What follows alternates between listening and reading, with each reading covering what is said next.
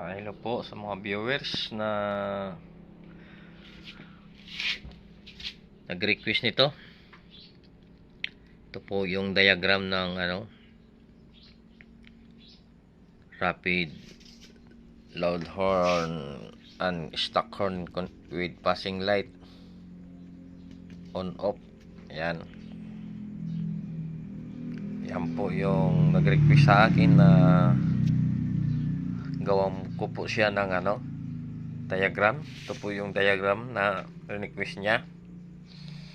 Ngayon, i-explain ko muna sa inyo bago po ito i-install nyo. I-explain ko muna kung paano po ito nag-work yung mga itong mini driving light. Ito pong stock horn, loud horn. Ito po may dalawang po tayo dito, relay. Isang rapid relay, at mayroon po tayong push button na ground trigger po tayo. Ayan, nakita nyo po, ground po yan dito sa battery. Ayan, at mayroon po tayong domino switch. Ayan, domino switch at kill switch. Ayan, at mayroon po tayong hollow switch.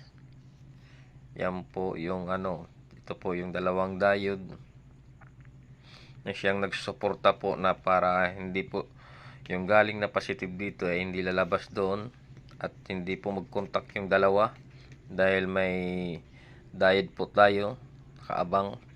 Dahil yung diode po kapag nag-trigger po itong loud horn, dapat palabas siya dito at magta-trigger dito para magkaroon po ng passing light yung mini driving light. Ayan, ito po yun, dadaan po siya dito sa diode. Ayan, hindi po bali isa lang ito. Kapag itong ginamit, ito lang siya, tapos may passing light. Pag dito naman may passing light. Ayan, dito mag-rapid light po siya. Dito po mag-change light po, or passing light. Ayan. Kaya hindi po pwede yung sinabay ko ito, dahil may nga tayo dito diode, dahil yan po ang nakaabang dyan na hindi po babalik yung positive para ma-supplyan dito. Okay. Ngayon, simulan natin dito sa may battery. Ayan. Ito po yung battery na 12 volts. Ayan. May fuse po dito nakaabang. Tapos ito naman yung kill switch. Ayan, kill switch. Palabas dito sa accessories. Ang yung accessories. Ito naman yung hollow switch. Yung 30 at 85 pinagdugtong. Ayan, kita nyo. Para magkaroon po ng ilaw yung hollow switch.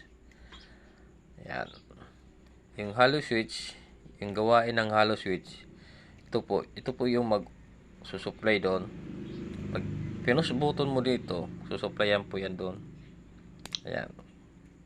Pag nasupplyan yan, lalabas po yung kuryente dito na energize ng relay. Ayan. Labas po yan doon hanggang doon sa rapid relay. Ayan. Ayan. Tapos nakatambay na po yung positive. Yan, nakatambay po yung positive. Hindi pa yun mag loud horn. Ayan, hindi pa mag-loud horn siya dahil naka-off pa dito sa may push button. Ayan, yung push button na ground trigger po ito. Ngayon, pag pinus button mo ito, bibigyan po ito ng ground ng ayan, bibigay po ito ng ground dito. Ayan, papunta doon sa loud horn. Tapos magkakaroon po dito ng contact yung dalawa at magla-loud horn na po siya. Ayan po yung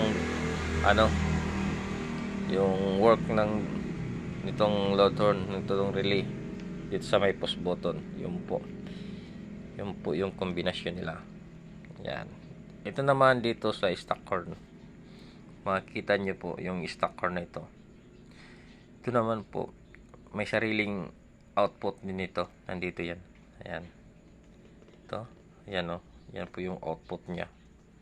May sariling output yan. Tag-isang output po sila. Isa sa loud horn, isa sa stock horn. Ayan po. Makikita niyo po. Ayan. Ayan. Ito naman sa ground papunta doon. Para supply ng ground ito. Ayan. Dito po. Ayan. Ayan. Pag pinindot mo dito, tataas yun. Mawala yung supply dito.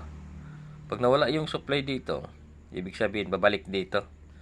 Sa 87E, babalik yan. Susuplayan nito. Dahil nakasupply na yan, naka-energize na ito, na 87E, kasi normally open ito. Kaya sinabi na normally open kasi nakabukas na po yan. Nagsisira lang yan, kahit kung ano, ito po, pag inon mo, pag nag-supplyan ito, sisira yan. Mapunta siya doon sa may loud horn. Yan. Ngayon, pag hindi mo binigyan ng supply, pag pinindot mo ito, hindi mo binigyan ng supply, nandyan po yung supply, naka-plug in na po yan. Yan. Ngayon, hindi pa yan tutunog kung hindi po susuplayan ng ground papunta doon sa may push button. Ito po yung push button. Yan. Yan po. Ito naman. Dito naman tayo sa driving light. Ang driving light, ito po ay naka-supply na po yan sa relay.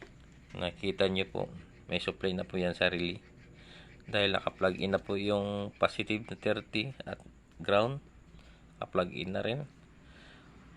Bali may supply na po yan. Nandito po yung supply niyan.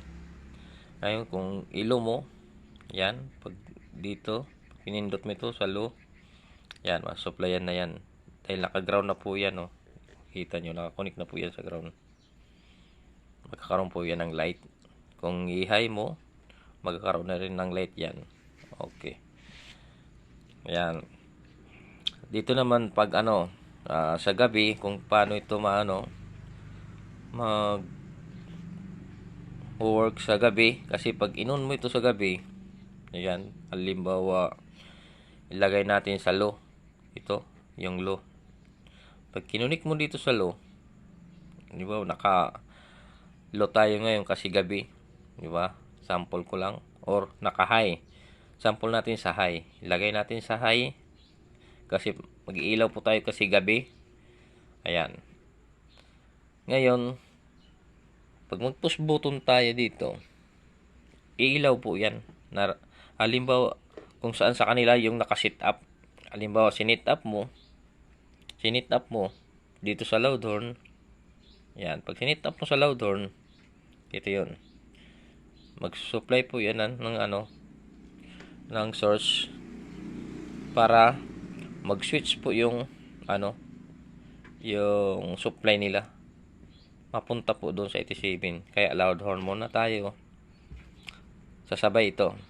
Ngayon, pag pinindot mo ito, mag-trigger ground ka dito sa may push button. Ayan. Tutunog ito. Pag nagtunog na ito, tatakbo na po yung kuryente dito. Ayan. Ayan po. Tatakbo pa yan dito. Ayan. Yan. Dito. Ngayon, nasupplyan po yung relay. Itong relay nasupplyan po. Nakikita nyo, itong relay na to nasupplyan ng loud horn. Dahil pumasok na yung positive dito. Supplyan na. Dahil pinindot mo dito yung ground, sigurado yan na tatakbo po yung current dito sa may 85. Ngayon, pag takbo dito, mag-open ito. Itong normally open, doon po yan, mag-change po yan sa normally close. Magiging open din yan. Pag open yan, dito, magkaroon ng ilaw. Yung low. Ayan. Bakit sinabi ko na luwang mag-ilaw? Ayan po. Tingnan nyo po ito. Itong connection na to. Ayan. Makita nyo. Nasa low po yan. Low connection. Ayan. Supplyan po siya ng current. Kaya kung naka-high kayo, mamamatay yung high. Automatic yan. Mag-change ng kulay. Ayan. Mag-change po ito ng kulay. Yan po yung gawain nito. kahit naka-on yung high, mag-change po yan sila kasi dito po sa supply, dito naka-rapid po yung ano nito, naka-rapid, kaya mag-change sila itong supply na to, i-change po yan kasi ito po yung naka-plug and play. Yan, halimbawa naka-high ka, dinugtong mo sa high, ayan, tapos pag napasukan ito ng rapid horn, yung loud horn, pag nasa po pasukan po ito, lalabas dito yung current at magpunta sa low. Kaya yung high mamamatay dahil nawala yung kanyang current, nawala po kasi nag-trigger po dito, lalabas sa 87 papunta sa low. Ayan, di ba? Yan lang. I-explain ko na sa inyo kung paano mag-work itong ginawa nating diagram. Yan, ito po yung hollow switch. Sinulit ko, dalawang relay. Okay. Post button, naka-ground. Ang trigger po tayo. Yan po. Okay. Yan po yung diagram na request ng ating viewers. Yan. Ito na po yung mo. Sana matuto ka dito. Maging marunong ka dito maggawa. Kasi hindi biro yung pagkukonek nito. Ayan. Yan po. Salamat at paki-like na lang kung nagustuhan nyo. Paki-subscribe kung gusto nyong ma-update sa mga bago kong content.